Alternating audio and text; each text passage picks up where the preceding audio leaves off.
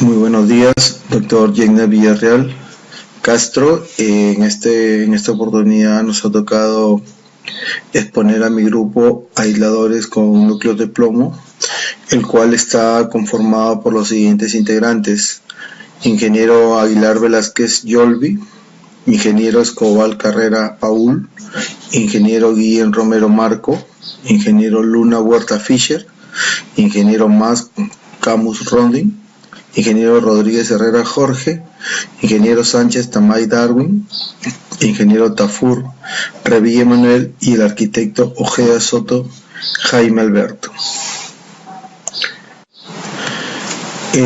Vamos a dar inicio con las generalidades, donde podemos mencionar que los aisladores de núcleo de plomo es una herramienta de alta tecnología que protege una estructura de los efectos destructivos de un sismo. Esto se hace separado de la base de la edificación de la tierra. Así los movimientos del suelo producidos por un terremoto o sismo no afectan a dicha estructura. Estos núcleos de plomo se pueden aplicar en edificaciones altas o esbeltas, en multifamiliares, colegios y universidades, clínicas y hospitales, centros comerciales, oficinas, hoteles y puentes. Aquí tenemos unas imágenes donde se muestran dónde se pueden utilizar, como decíamos hace un momento, en los puentes, como se indican, en las edificaciones de altas o de grandes alturas. Cómo funcionan y sus características. Dentro de funcionalidad de los aisladores tenemos que durante un sismo el aislador se deforma de un lado al otro gracias a la flexibilidad de las capas de caucho y acero separadores y absorbiendo la energía sísmica de la edificación. En la imagen, como se puede apreciar, ¿no? La energía llega vertical y se comienza a absorber lo que es el caucho y los aisladores propiamente dichos, ¿no? Dentro de sus características de un aislador tenemos, como se muestra igual en la imagen, el número 1, que es la capa de protección de caucho, el número 2, que es la capa de caucho y acero, número 3, que es el núcleo de plomo, y el número 4, que vienen a ser los pernos de anclaje. Cabe mencionar que tienen placas de refuerzo, placas superiores e inferiores, plomo con pureza mínima del 99.9%. Y siguiendo con esto tenemos la diferencia entre estructuras, lo que viene a ser el edificio convencional y el edificio con aisladores elastoméricos. El edificio convencional, la estructura vibra y la deformación produce daños debido a que la aceleración no cambia. En lo que le compete a la edificación con aisladores elastoméricos, los aisladores reducen la aceleración, la vibración y la deformación del edificio, así como se puede apreciar en la imagen. Cabe mencionar que los aisladores elastoméricos reducen la aceleración, reducción de daños en la estructura, protección de elementos estructurales y no estructurales, y genera que tenga la continuidad del servicio. Podemos decir también que el sismo ingresa con el 100% de su fuerza. La estructura se diseña con el 17% de fuerza sísmica y el 83% restante se convierte en daños, lo que vendrían a ser las vibraciones, las grietas, las fisuras y desprendimientos. Ya hemos mencionado su función de los aisladores, ¿no? Que durante el sismo el aislador se deforma de un lado a otro gracias a la flexibilidad de las capas de caucho y acero, y generando la separación de absorción, absorbiendo la energía sísmica de la edificación. Continuando con la exposición, soy el ingeniero Rodin Mas, Y en esta oportunidad voy a exponer sobre los tipos de aisladores sísmicos, entre los cuales tenemos dos tipos: aisladores elastoméricos y aisladores de fricción. Entre los aisladores elastoméricos tenemos tres tipos: el bajo amortiguamiento, el núcleo de plomo y el alto amortiguamiento. En los aisladores de fricción tenemos dos tipos: péndulos friccionales y deslizadores planos. Continuamos.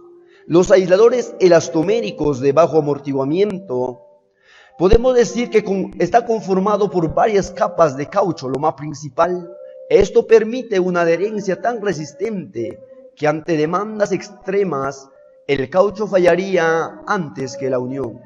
Amortiguamiento del 5%. Los aisladores elastoméricos con núcleo de plomo. Esto está compuesto por el núcleo de plomo.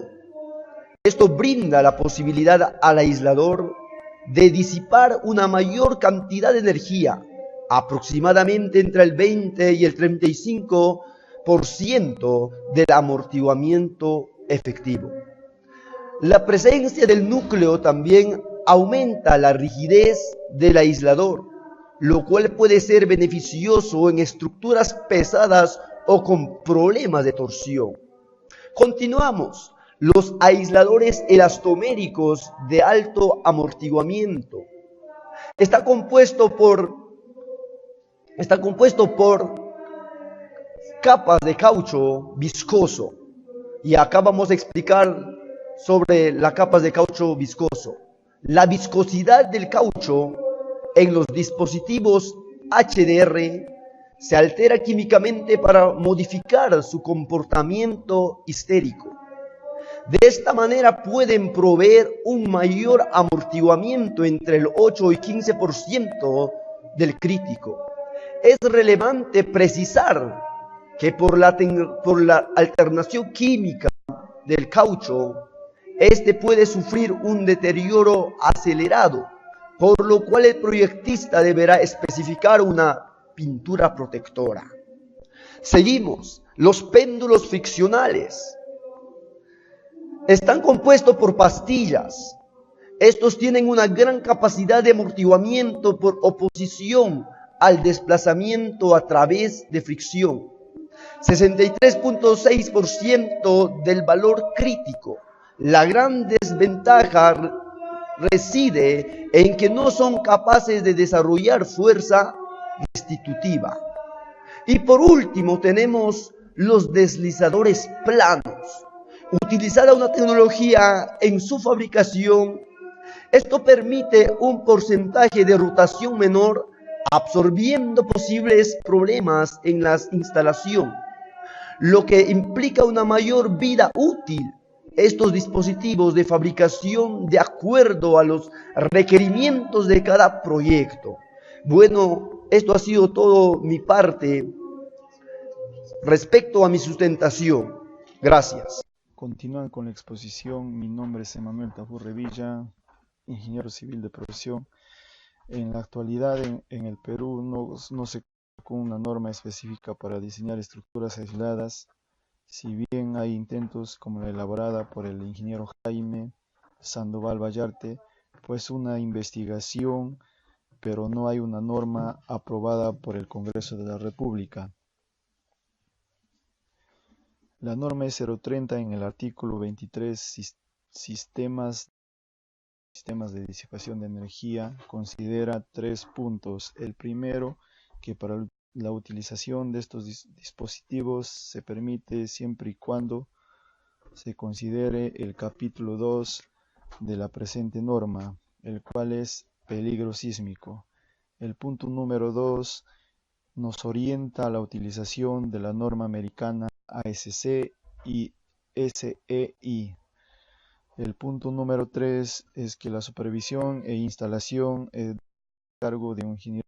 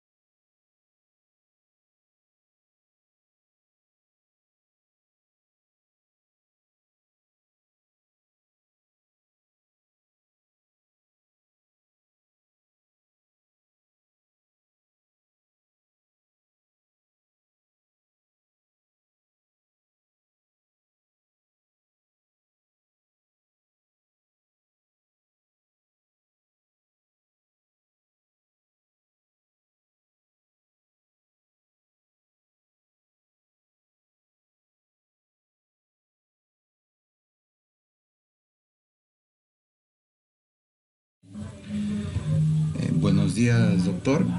En esta oportunidad a mi grupo y a mí nos ha tocado exponer la parte de aisladores elastoméricos con núcleo de plomo. Bueno, para continuar un poco con mi presentación, le saluda el ingeniero Yolvi Aguilar Velázquez, el cual conformo el grupo final de la clase. Bueno, lo que me ha tocado exponer el día de hoy es el capítulo 5, que es diseño y modelado de lo que es el núcleo el dispositivo, de aisladores con núcleo de plomo, ¿no? Para entrarnos un poco en lo que es el proceso de diseño, se requiere los datos establecidos con respecto a la zonificación de dónde se va a construir la edificación. Los periodos que se va a considerar tienen que ser máximos, los desplazamientos y amortiguaciones efectivas, ¿no? Con estos datos, al cálculo de cargas axiales de la edificación, los desplazamientos laterales máximos, los desplazamientos totales máximos. Con esta información ya se entra más al tema del cálculo del predimensionamiento del dispositivo, ¿no? Como el cálculo de considerar, ¿no? Como por ejemplo el KD, el CAF, el KB, el cálculo de las alturas del aislador, ¿no? A continuación, estos factores, ¿no? Por ejemplo, el KE, que es una rigidez elástica, el KD, que es una rigidez producida, el KEF, que es una rigidez efectiva, el cual es la fuerza del aislador dividido por el desplazamiento en una cantidad dependiente del desplazamiento, ¿no? La fuerza, el KD, que es la fuerza estéresis, que es una fuerza axial, la fuerza FI, que es una fuerza de fluencia del producto, y lo que es la energía disipada por el ciclo, ¿no? Estos factores son importantes dentro de sus propiedades del aislador del dispositivo, ¿no? Ya también se han realizado cuadros con dimensiones estándares con respecto a estos cálculos, ¿no? Que se presenta a continuación, ¿no? De acuerdo a sus tamaños, al tamaño del dispositivo, se tienen las dimensiones de la placa de soporte, el número de anclaje, el ancho el espesor de la placa, el orificio, el diámetro del orificio, la cantidad de orificio que tiene que tener la plancha en sí. O sea, todos estos factores con estos cálculos ya se han establecidos, ¿no? Asimismo, también las propiedades que tiene que tener la estructura en sí del dispositivo, ¿no? Bueno, con respecto al modelado, hablando en sí, este dispositivo se puede utilizar mediante los software de análisis estructurales como el ETAP, como el SAP, como el ARSA. O sea, son software que nos ayudan a realizar un modelado, una simulación de la estructura y verificar su funcionamiento, ¿no? Eso es, en resumen, lo que es el diseño y modelado de los aisladores con núcleo de plomo, ¿no? Es un aislador elastomérico, ¿no? Es de neopreno con una combinación de un metal, ¿no? Bueno, eso sería todo de mi parte. Gracias por esa oportunidad. Buenos días, mi nombre es Paul Yuri Escobar Carré. El tema que me han señalado es ventajas del sistema de aisladores sísmicos para estructuras. A continuación se detallan la exposición. 1. Reducción de la aceleración sísmica. Los aisladores sísmicos actúan modificando el periodo natural de la estructura no aislada, de modo a reducir la aceleración sobre la estructura aislada. Como apreciamos en el cuadro, aceleración versus periodo natural, ante periodos con aislación, la aceleración se disminuye y el periodo sin aislación sube. Se puede apreciar el cambio de periodo en estructuras sin aislación. Este sistema disminuye la aceleración sísmica en un 75%. El incremento del periodo de la estructura genera reducciones en las aceleraciones, lo cual reduce las fuerzas a las cuales está sometido el conjunto estructura-aisladores. Esto reduce las aceleraciones, como hemos dicho, en la base de la estructura y en los pisos de la edificación. La aislación sísmica consiste en desacoplar la estructura de la subestructura, por lo que se utilizan los dispositivos llamados aisladores, que se ubican estratégicamente en partes específicas de la estructura. Podemos apreciar para la parte del montaje un aislador de energía, el cual es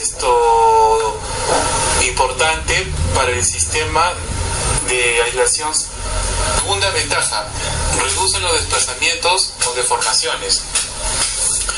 Como podemos apreciar, en el edificio sin aislamiento sísmico, los desplazamientos son mayores en un edificio con aislamiento sísmico, donde los desplazamientos son mínimos.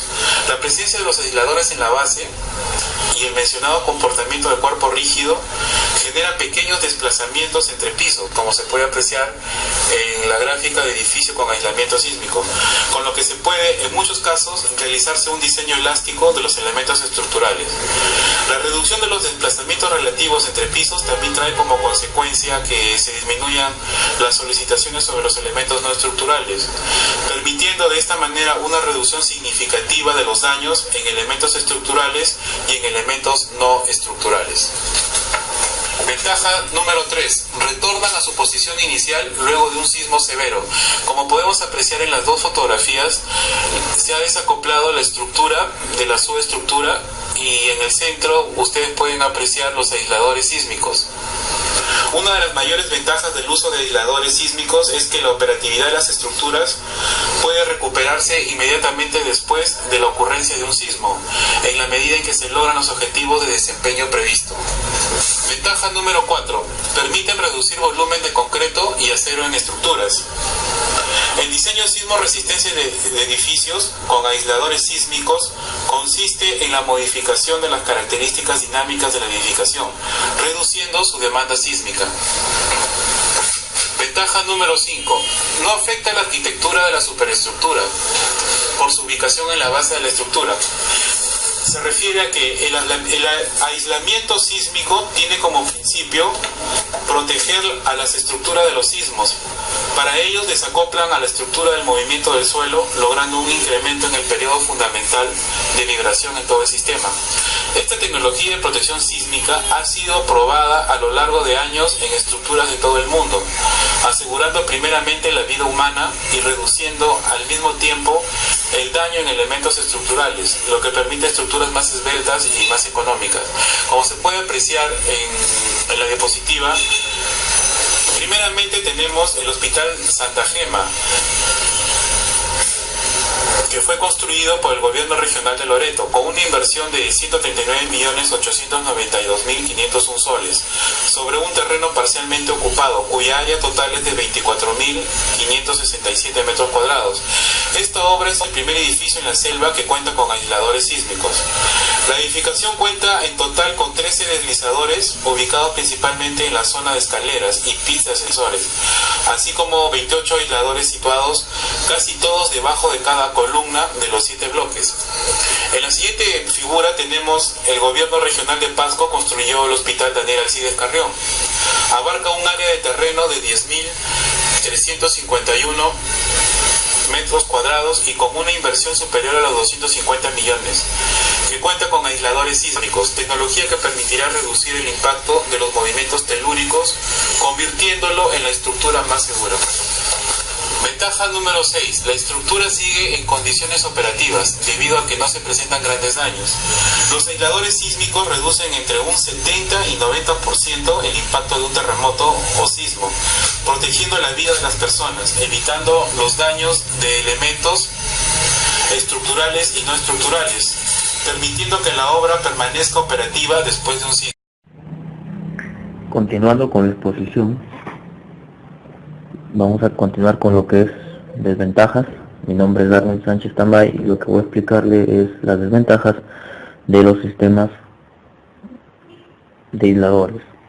Para esto vamos a ver las limitaciones que tiene.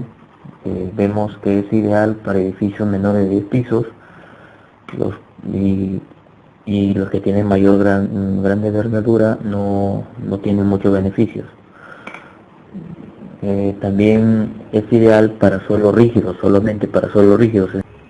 Son sistemas muy costosos que incrementan el costo de la edificación en un 4 o 5% del presupuesto recomendado. Además también son muy sensibles a los cambios de temperatura, como estamos viendo aquí en esta imagen, ¿no? Como son fabricados con material plastificado, entonces son sensibles, muy sensibles.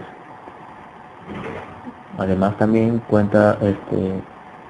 tiene que haber un periodo de dos veces después del sismo. También se debe diseñar la subestructura considerando un espacio suficiente para los desplazamientos que está sometido. También finalmente se debe considerar la subestructura considerando el movimiento libre de los aisladores y para su acceso a revisión. Como vemos en esta imagen, hay un espacio donde se debe incorporar a la persona, ¿no? Para que pueda también hacer su revisión. El aspecto también por ejemplo de desventaja es que los dispositivos o tuberías tienen que ser flexibles para permitir los movimientos ante un evento sísmico. También la diferencia con disipadores es que esta instalación de aisladores en edificaciones construidas es muy limitada, o sea, no es muy visto, ¿no? Gracias por tu atención. Lo paso a mi compañero para el siguiente subítem. Bueno, mi nombre es Jaime Ojeda Soto, de profesión arquitecto. Me toca hablar ubicación de los aisladores del núcleo de plomo, ¿no? Donde podemos ver en la imagen una edificación con aisladores y otra edificación pues sin aisladores, ¿no? Donde estas son instalados en base de la superestructura, y el desplazamiento pues que se genera debe ser considerado en el planteamiento de la edificación, teniendo en cuenta las diferentes especialidades, ¿no? Y estas pueden instalarse antes y después de la construcción de las edificaciones, ¿no? En la imagen central pues se ve un corte, ¿no? Un seccionamiento de los aisladores de núcleo de plomo, donde encontramos pues dos placas, una inferior y otra superior, ¿no? Unas láminas de goma reforzada con acero, y en la parte pues central el relleno de plomo, y en la parte superior anclado en la placa de anclaje superior, digámoslo así, está el perno de anclaje, ¿no? El perno de anclaje superior, ¿no? En la mano derecha pues vemos prácticamente el vaciado de los dados y la colocación pues de los aisladores de núcleo de plomo, ¿no? Esta es una obra del Centro de Información e Investigación de la Facultad de Ingeniería de la UNI, ¿no? Y en la parte inferior pues vemos el aislador de núcleo de plomo de un edificio de Torre del Sol.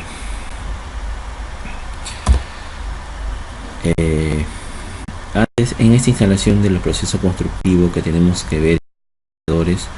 De núcleo de plomo, tenemos que compatibilizar los planos de fabricación, ¿no?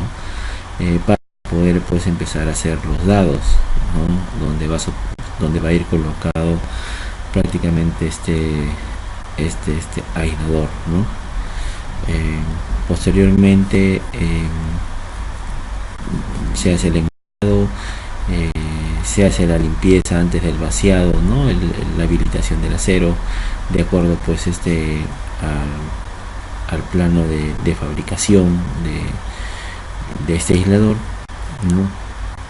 Y posteriormente pues empezamos al vaciado, ¿no? Al vaciado de pedestal, teniendo pues en cuenta la base de la parte inferior de este aislador, ¿no? Como molde, digámoslo así, ¿no?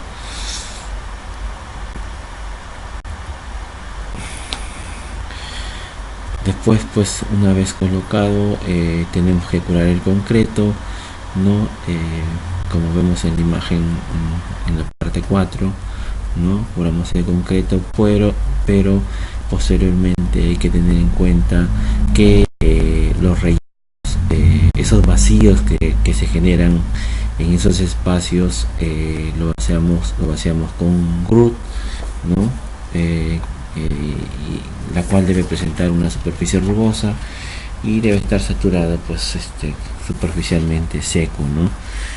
Hay que entender que el grout es un material fluido, ¿no? Autonivelante o eventualmente de consistencia plástica, que se utiliza para rellenar completamente espacios estrechos, ¿no? Como se dice, principalmente como relleno entre un anclaje y la perforación, ¿no? Entre una placa base de una máquina o estructura y la fundación sobre la que se apoya, ¿no?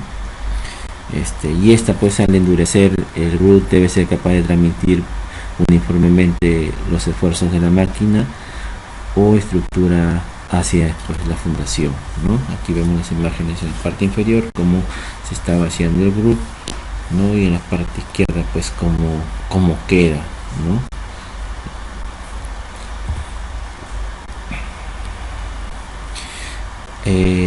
Bueno, en la imagen izquierda podemos ver pues la instalación final en la ubicación diseñada, ¿no? Eso se hace pues por medio de grúas de repente, ¿no? Y se va a ir colocando poco a poco en la parte indicada, ¿no? Y posteriormente pues ya realizamos el torque de pernos ya para colocarlo prácticamente de una manera fija, ¿no? De una manera fija. Gracias. Buenas tardes, ingeniero. Continuando con la exposición, voy a ejemplificar algunas experiencias que se vienen desarrollando años atrás en nuestro país. No sin antes decir que el concepto de aislación sísmica ha sido desarrollado ya hace 100 años atrás, ¿no? A sus inicios fue en el uso de puentes. Ya en 1970 se han incluido en edificios. Y ya en estos últimos años, 15 años, se están incorporando este tipo de sistemas a edificaciones, ¿no? Que se vienen desarrollando. Por su buen desempeño que presentaron los edificios aislados ante los sismos. En nuestro país actualmente se viene desarrollando en proyectos de edificaciones con sistemas de aislamiento sísmico, con la finalidad primordial de reducir los daños a personas durante un evento sísmico. La primera experiencia en nuestro país data de 2010 con la construcción de tanques de almacenamiento de gas natural en las pampas de Melchorita, que queda en la ciudad de Cañete, que pertenece al departamento de Lima. Cada tanque almacena 130 metros cúbicos de gas, ¿no? Tienen 256 aisladores, cada elemento. En el año 2012,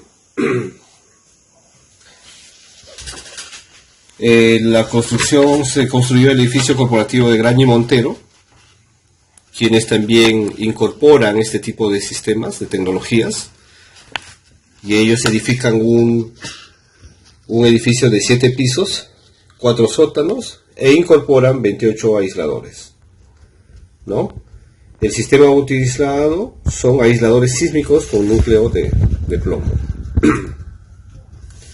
Otra experiencia que se ha desarrollado en nuestro país es el año 2014 con la construcción de aulas de la Universidad Católica del Perú, que tiene 7 pisos, 3 sótanos y han considerado 23 aisladores sísmicos con núcleo de plomo.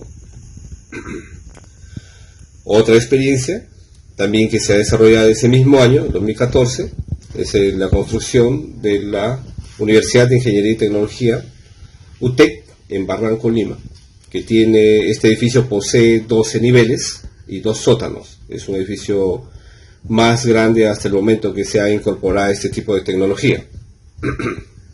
También se ha utilizado aisladores sísmicos con núcleo de plomo.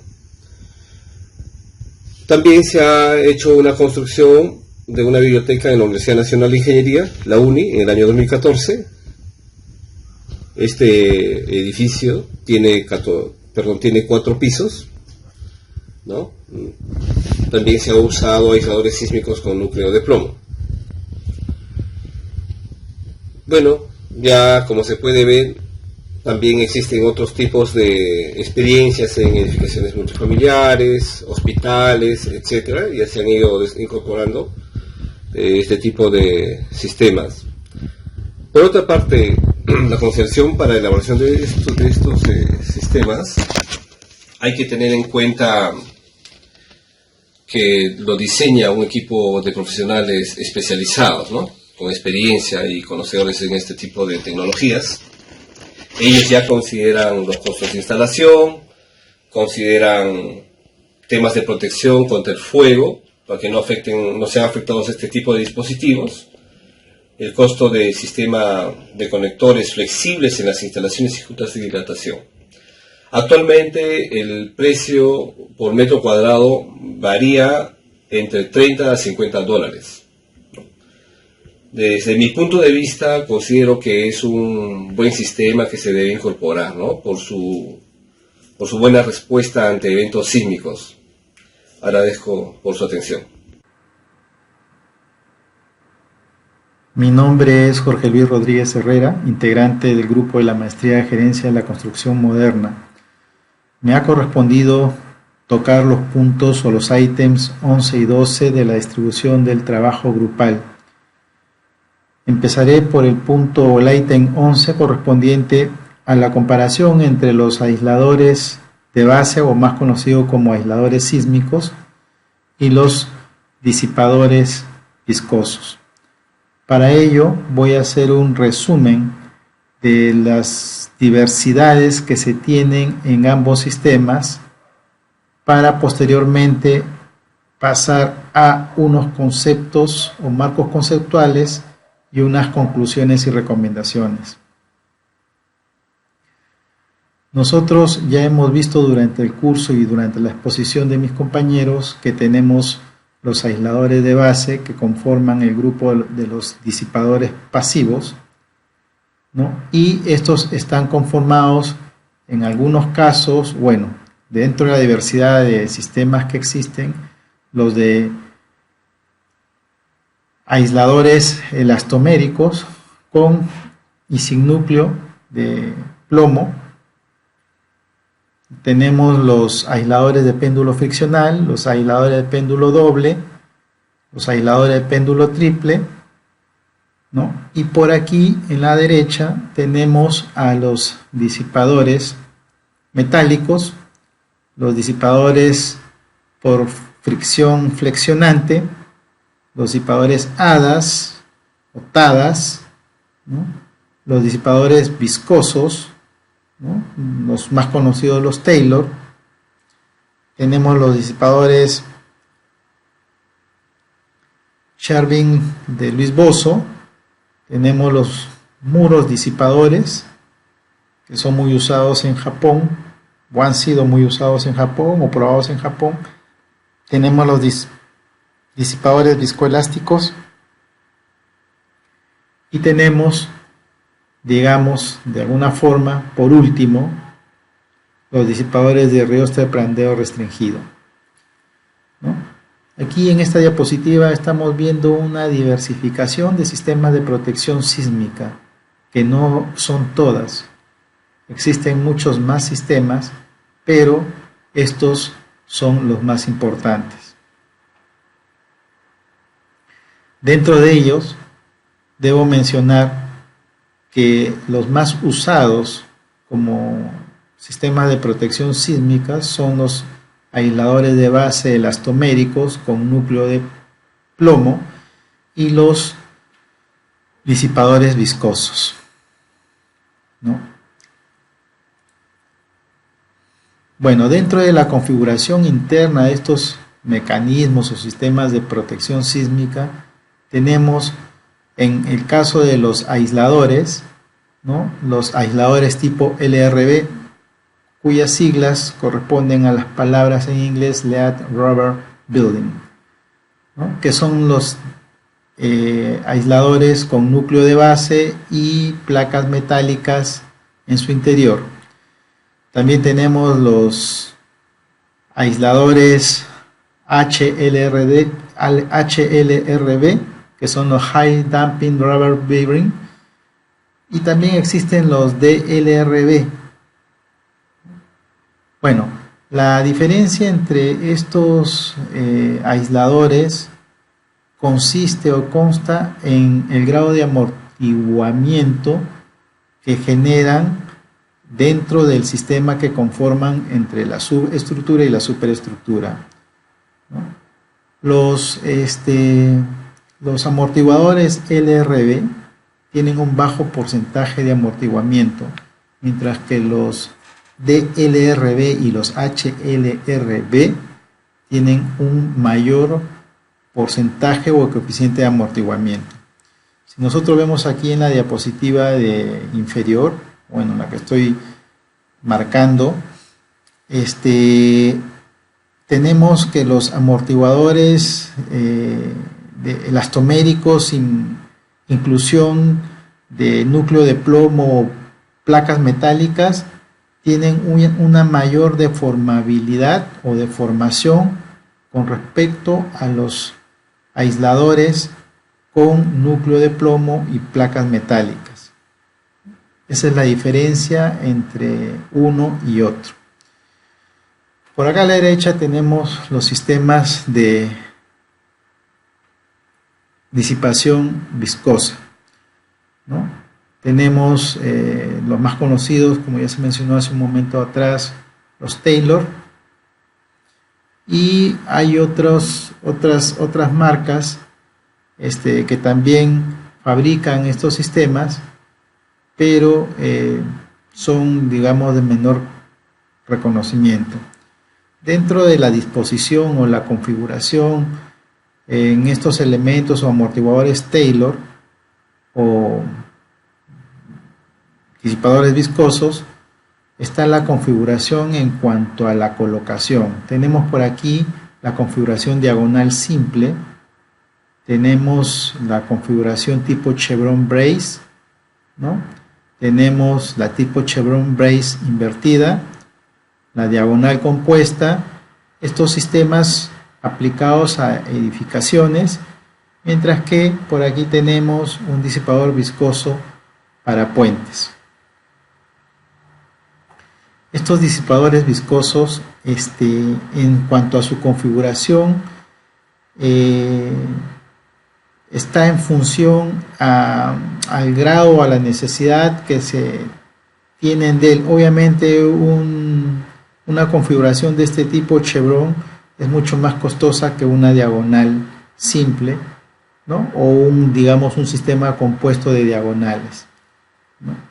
Aquí en el sistema compuesto de diagonales vemos que el dispositivo o émbolo en donde se genera el recorrido de la energía del amortiguamiento por velocidad está en un solo lado, ¿no? Mientras que aquí en el chevron brace estándar, digamos así, está en ambos lados.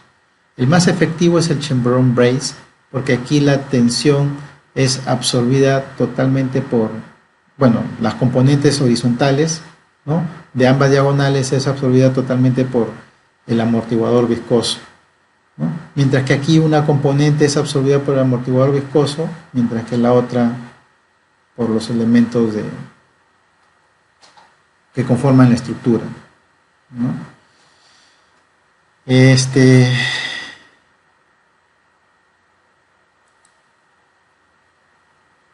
Aquí estamos presentando nuevamente los aisladores sísmicos, ¿no?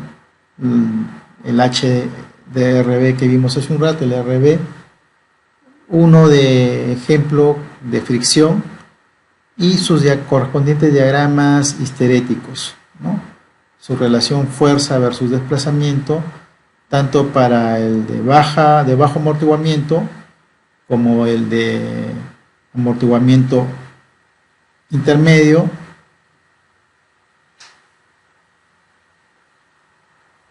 Por aquí en el lado derecho estamos viendo los dispositivos de los disipadores viscosos y sus diagramas de interacción también, ¿no?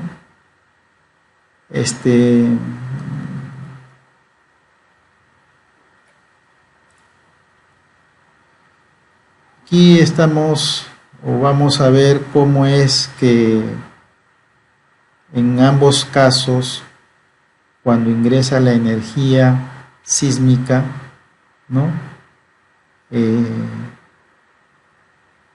El aislador sísmico va a tener un desarrollo de desplazamiento horizontal, ¿no? Por la alta flexibilidad que significan los aisladores, mientras que en los sistemas de disipadores viscosos la acción de amortiguamiento se va a generar por la velocidad en el émbolo. Los diagramas histeréticos son un poco diferentes, ¿no? Hemos visto que son un poco diferentes.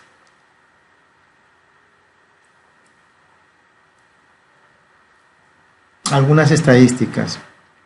Digamos que el país con mayor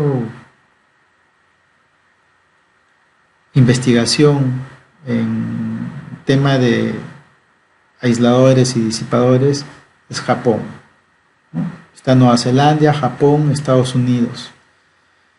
He buscado algunas estadísticas sobre el uso de los aisladores y de los disipadores, ¿no?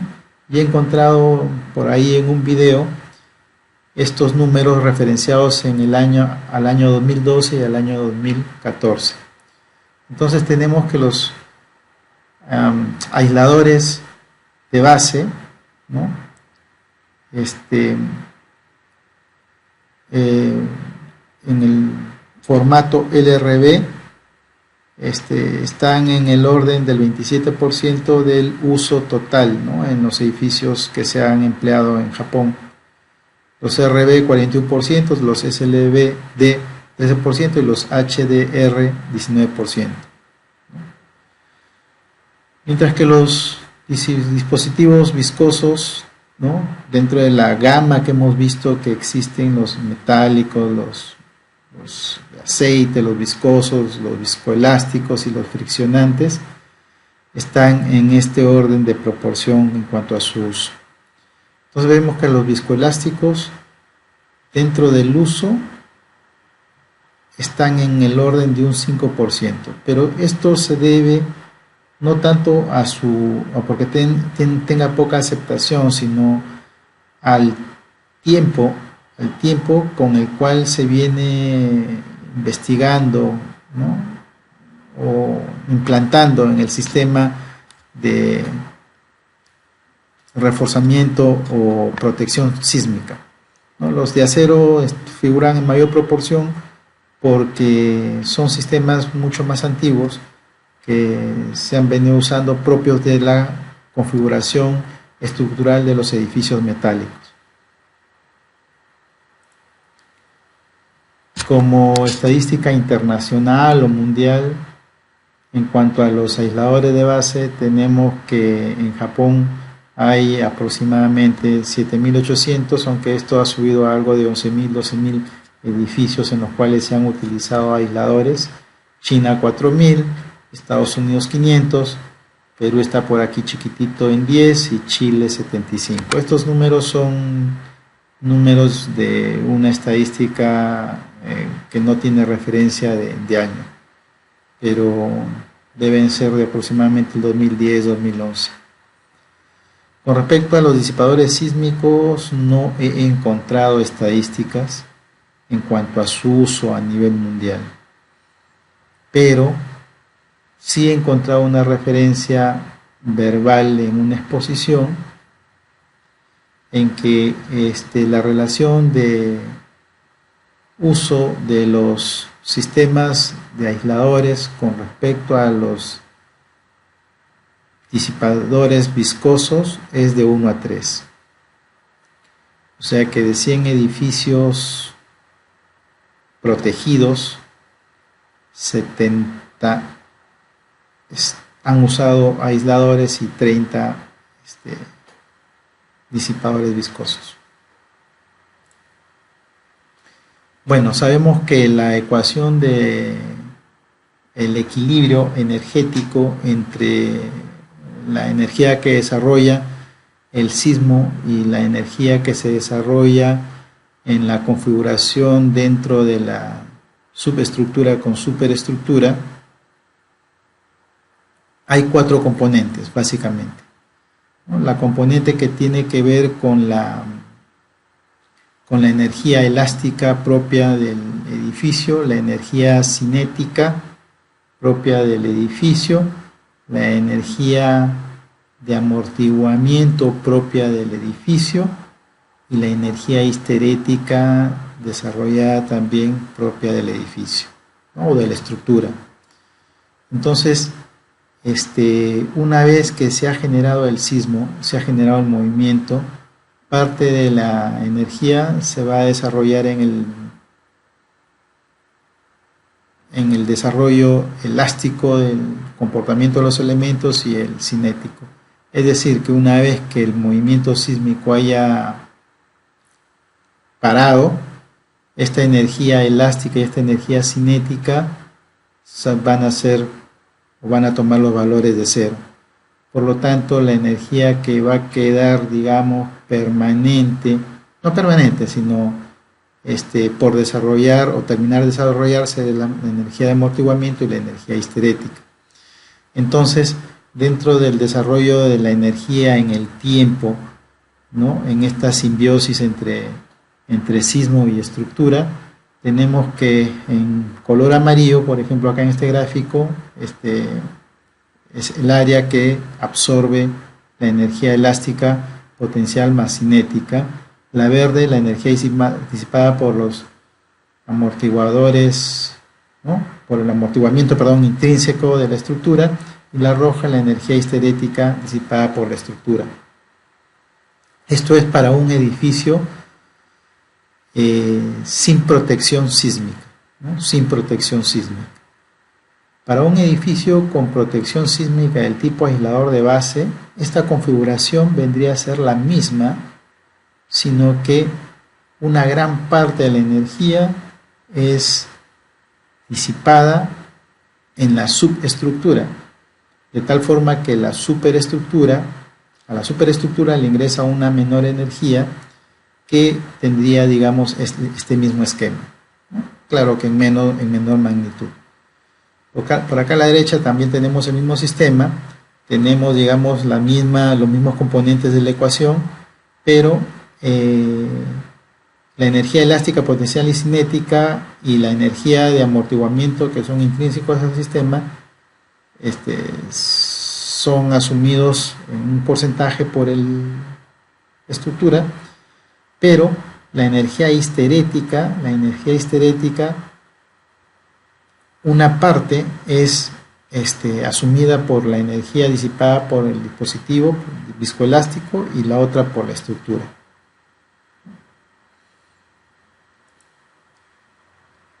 Entonces aquí tenemos, digamos, la estructura, en la base los diferentes dispositivos de aislamiento, ¿no? Estos dispositivos de aislamiento van a tomar un gran porcentaje de la energía que arrastra o trae el sismo, ese porcentaje se estima que del 100% de energía que viene proveniente del sismo, el 70 a 80% va a ser absorbida por estos dispositivos y un 20-30% va a incursionar en la estructura. Por eso que los elementos aquí son mucho más esbeltos, ¿no? Considerando en su momento dimensiones mínimas, los cuales van a tener una energía elástica importante. Por lo tanto, el desarrollo, digamos, de la liberación de energía, además de liberarse por temperatura, va a ser por desplazamiento. Requieren una gran junta sísmica para poder desarrollar estos desplazamientos y digamos unas dimensiones mínimas para poder ingresar en esta base y poder aplicar los mantenimientos necesarios, ¿no?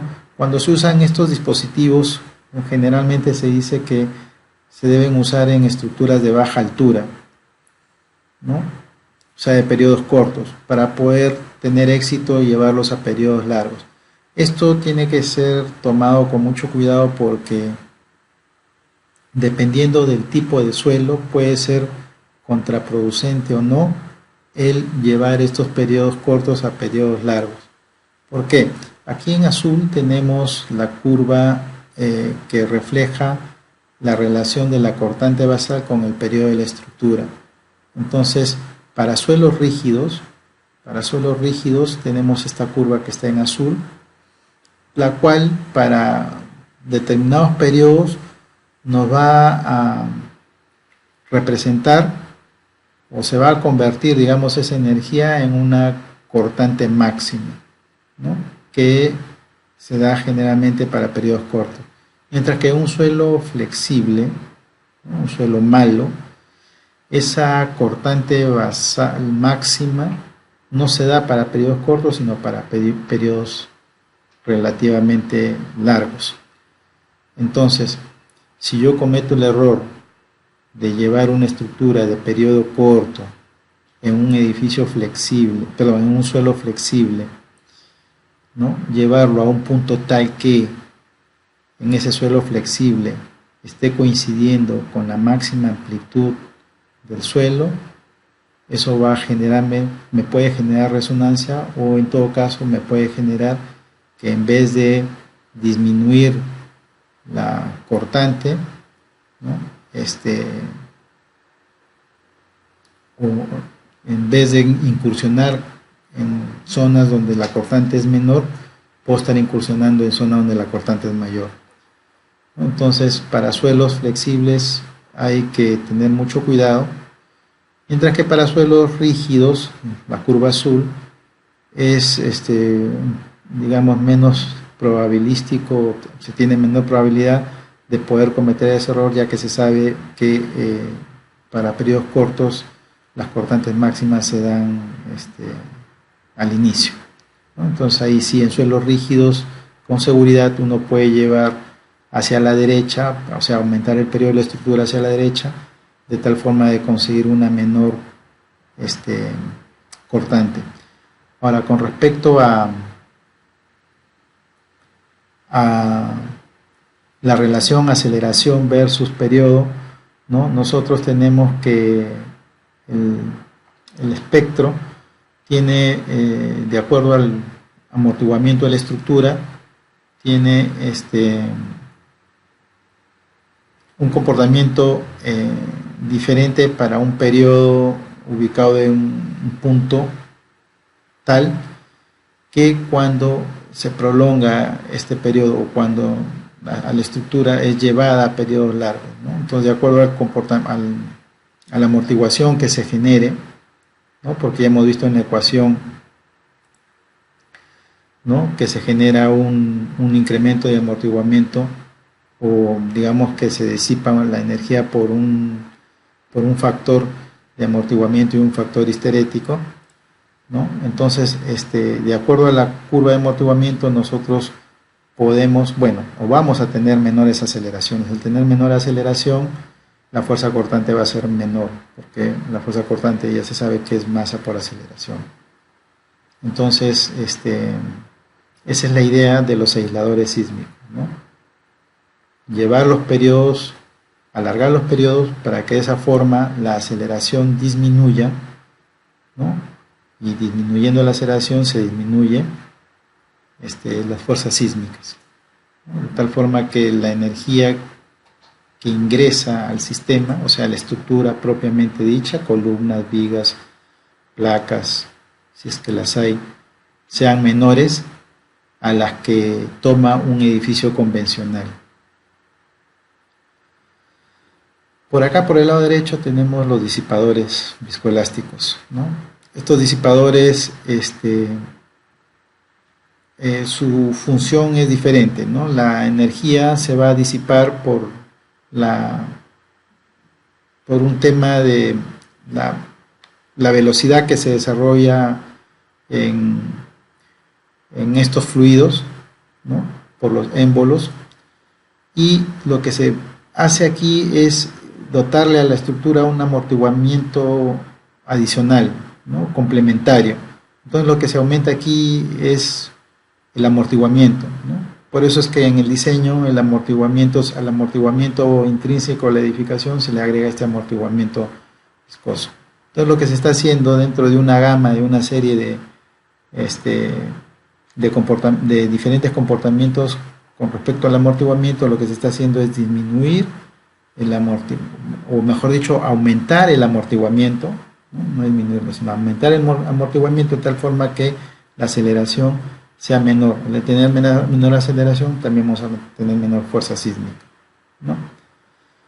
Bueno, por acá hay unos grafiquitos que reflejan lo mismo que esto, así que ya no vamos a ahondar más en esta parte. Bueno, como parte final, vamos a mencionar algunas comparaciones entre una estructura convencional, una estructura con aislador sísmico y una estructura con disipador sísmico. Es sabido que el amortiguamiento de una estructura convencional suele usarse como el 5%. Este factor de amortiguamiento en realidad no es tanto así o fácil de identificar. Hay bastante variabilidad en cuanto a este factor de amortiguamiento, y a nivel internacional incluso ya no se está aceptando el 5% de amortiguamiento, sino solamente entre el 1 y el 2% de amortiguamiento. No hay forma de calibrar este amortiguamiento en forma precisa. La única forma sería, una vez construida la edificación, hacer algunos ensayos de vibraciones o excitaciones forzadas para ver por microtrepidación el amortiguamiento de la estructura. Entonces tenemos como primera conclusión que la energía sísmica es absorbida por la superestructura. Se genera energía por amortiguamiento inherente a la estructura y por histéresis. Hay incursión de los elementos que conforman la estructura en rango inelástico. En el caso del aislador sísmico, gran parte de la energía es absorbida por el aislador. Los elementos prácticamente se comportan en el rango inelástico. Y por el lado de los disipadores sísmicos, parte de la energía es absorbida por el disipador, otra parte por el amortiguamiento inherente y el resto por histéresis. Entonces esta es una de las principales diferencias entre un sistema convencional con aislador sísmico con disipador sísmico. El convencional, toda la energía es asumida por la superestructura. en el aislador sísmico, gran parte, el 80% de la energía sísmica es absorbida por los aisladores. En el caso del disipador sísmico, la energía sísmica ingresa al edificio. Esta se concentra inicialmente en donde están ubicados los disipadores sísmicos, permitiéndole eso a la estructura o a los elementos que conforman la estructura, que una parte menor, o digamos una menor cuantía en cuanto al desarrollo de los esfuerzos, ingrese a los elementos propios de la estructura.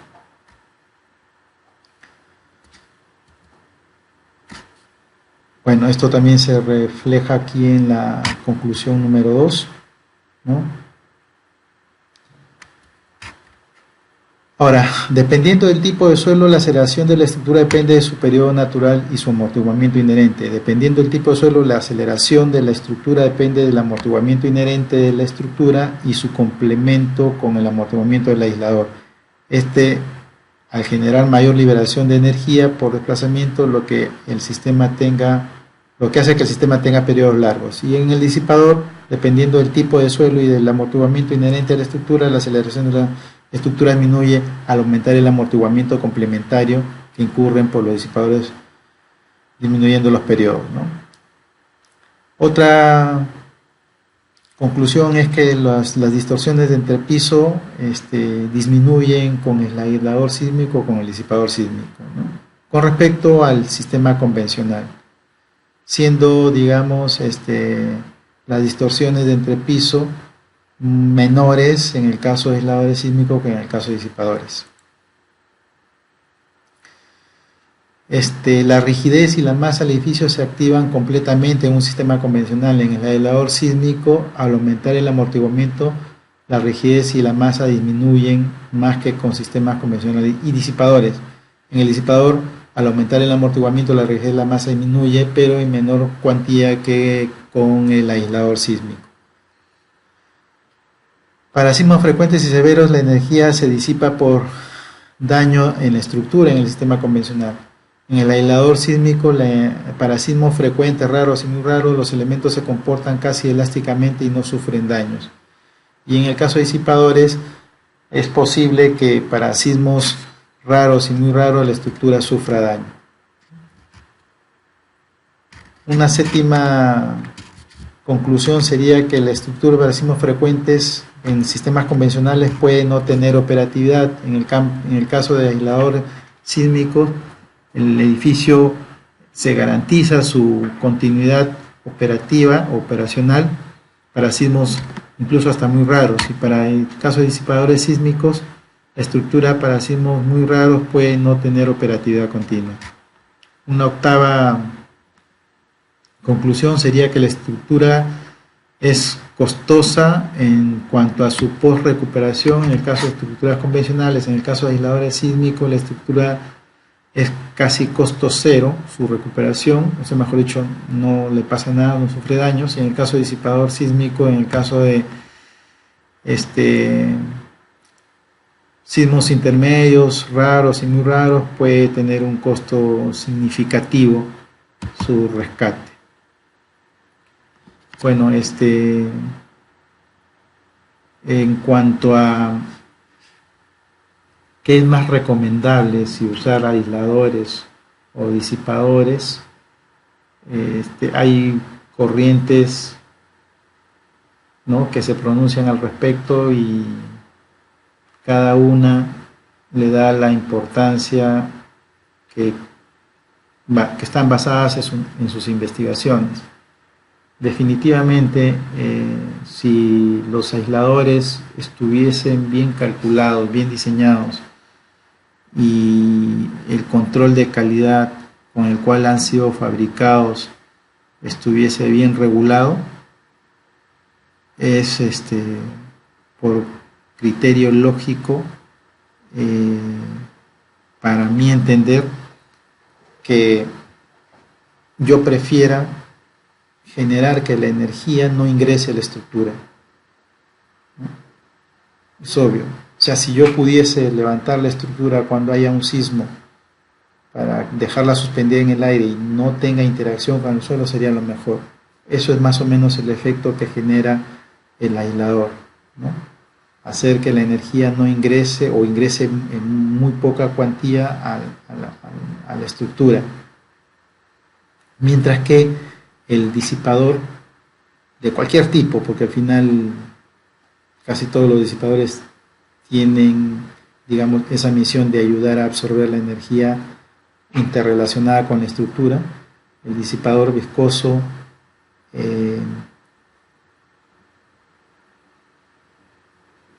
va a estar involucrada, ¿no?, dentro de la estructura, absorbiendo, sí, gran parte, ¿no?, liberándole a los otros elementos propios de la estructura el desarrollo de esfuerzos, pero está en interacción.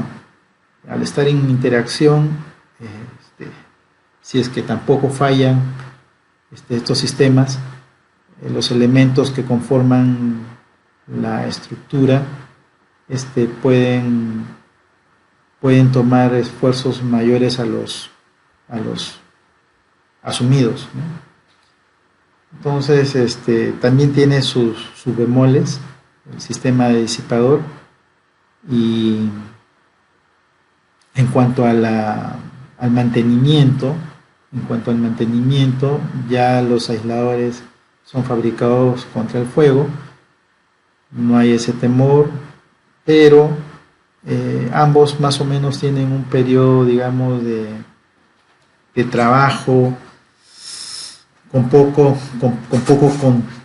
mantenimiento de 60 años, aunque en las normas de diseño los aisladores por endurecimiento del material elastomérico con el cual están hechos, se prevé una disminución del 10% de su rigidez, ¿no?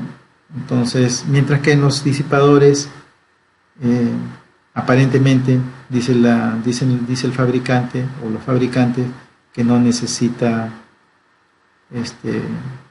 gran mantenimiento, ¿no? Se han retirado elementos de aisladores en estructuras antiguas, ¿no?, para ser cambiados por precaución, y cuando se han retirado estos elementos han sido llevados al laboratorio para ver si su comportamiento ha sufrido algún cambio, y se ha encontrado de que no han sufrido cambio en cuanto a su diagrama de histéresis, ¿no? Bueno, es todo lo que creo importante haber conversado sobre este tema, agradeciendo ya que yo cierro la exposición, las enseñanzas del doctor Jenner Villarreal,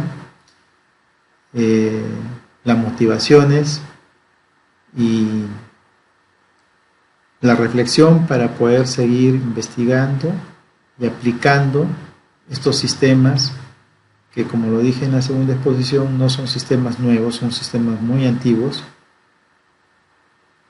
¿no?, de hace 60, 80 años, que se han utilizado o se vienen utilizando, pero dado el desconocimiento o la, digamos, inversión técnica que se necesita para poder aplicarlos, no son muy divulgados, ¿no? Hay que tener un cierto grado de conocimiento, ¿no?, para poder diseñar edificios convencionales con estos sistemas de protección. Muchas gracias. Esperamos volver a vernos, doctor. Muchas gracias.